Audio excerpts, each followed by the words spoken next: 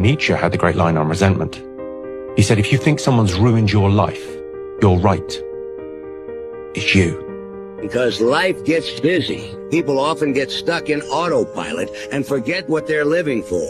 If you want to be more peaceful, you have to understand that your life will be infinitely more peaceful when you decide not to waste any more time arguing with people who don't understand you. You have to learn to be okay with being misunderstood, because people only understand from their level of perception. And no argument in this world is worth damaging your mental health. I want you to get over this notion that I find so annoying that so many people have, that success and power in life is dependent on something like genetics. Like some people are born with a larger brain, or they have wealthy parents who are able to send them to the right school, or it's all a matter of luck. What really makes people successful and powerful in life is their degree of motivation. I could repeat it 100 times, but it's true every time I say it. When you are motivated, when you feel yourself emotionally engaged in the subject, you learn faster. You learn what could take somebody 10 years to learn, you can learn in 2 years. When you feel emotionally engaged with something, you're able to push past all the obstacles. According to psychology, the biggest problem for overthinkers is when they get too attached to someone. Their entire mood depends on how the other person responds to them. They are so attuned to other people's emotions that they can notice the slightest change in someone's behavior.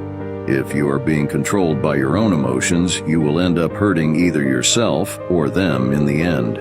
You need to take action, and there's something that can help. Meet Mindway. It focuses on the true causes of your overthinking to help you learn how to regulate your emotions. Imagine feeling lighter, more in control, free from those endless loops of thoughts. That's what Mindway promises. Clear mind, better relationships, happier you. Start your new life today. Take quiz. Heaven on earth is a present reality, achievable through these 7 laws. Number 1, master your thoughts. They shape your world. Wellness in mind creates wellness in life.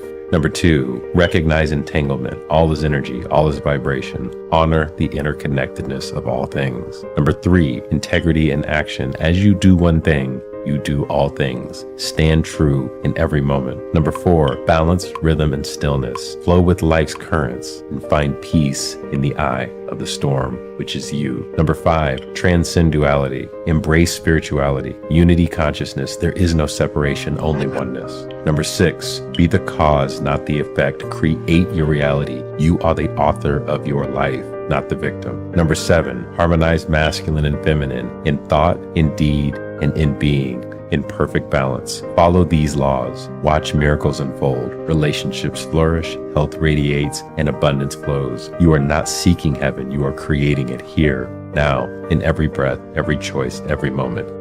No matter whatever your life situation, disease, death, divorce, whatever the hell is happening in your life, even if the worst things are happening to you, still there is no reason for you to get frustrated, miserable, depressed, whatever, because you came here with nothing.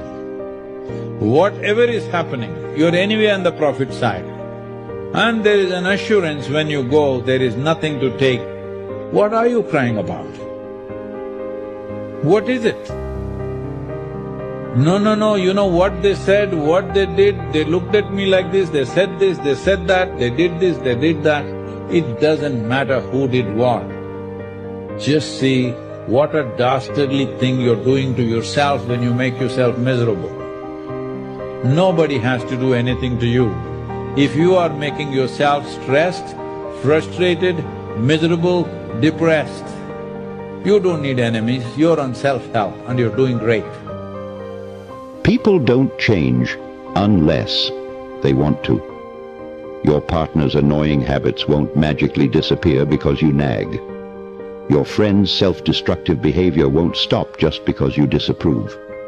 Your parents' outdated views won't suddenly shift because you argue. As the saying goes, you can lead a horse to water, but you can't make it drink. You can offer support, share wisdom, even set an example. But at the end of the day, change comes from within. It's frustrating to watch someone you deeply care about make the same mistakes over and over. But the energy you spend trying to change others is energy you're not investing in yourself. Your job isn't to fix people. The only person you can truly change is yourself. And sometimes, that's the change that inspires others the most. Thoughts lead to actions. Actions lead to behaviors. Behaviors leads to lifestyle. Lifestyle determines your destiny. So everything begins in the mind. If you can control and wield your mind, you can very much determine your destiny. If you can determine that regardless of what your mind says, you will go to the gym. You will develop a physique unlike 99% of society. If you decide to work on your business and you decide and you commit and you determine your mindset and you wield it, you can become successful. You have to develop such a strong work ethic that you become unpopular among your peers. When you have a strong work ethic, you will offend people because they'll see the effort that they should be putting in. And when they realize they're not putting in that effort, it's much easier to cut you out of their life than for them to change and to develop that strong work ethic. You need to develop such a strong work ethic that people don't even recognize you anymore. You need to develop such a strong work ethic that your old friends that just talk bad about people and talk about what they're going to do no longer recognize you, no longer want to be around you, no longer can relate to you. Because you can't expect to stand out while you fit in. It doesn't work. Don't believe in God. How do I... Do you think, are you struggling to find your way? Yes. Is it an honest struggle? Yes. That's the belief. It's not a statement. Religious belief is not a statement about facts. It's not a scientific theory. When Jacob is wrestling with God, that's worship. That's true worship. That's why he's awarded the name Israel. He's the leader of the chosen people because he wrestles with God. So, that's manna for the suffering, because it means that if you're genuinely suffering, then God's there in your grasp. Everyone wrestles with God. Now the question is, in what spirit should you wrestle with God? And I would say, have a little humility, or a lot. We plant trees for our grandchildren to one day sit in their shade. We create innovations for future generations to live better lives. Every night, we set alarms for a tomorrow that's never promised. The thing is, this world runs on hope. In our darkest times, hope is the strength we lend ourselves to fight the impossible.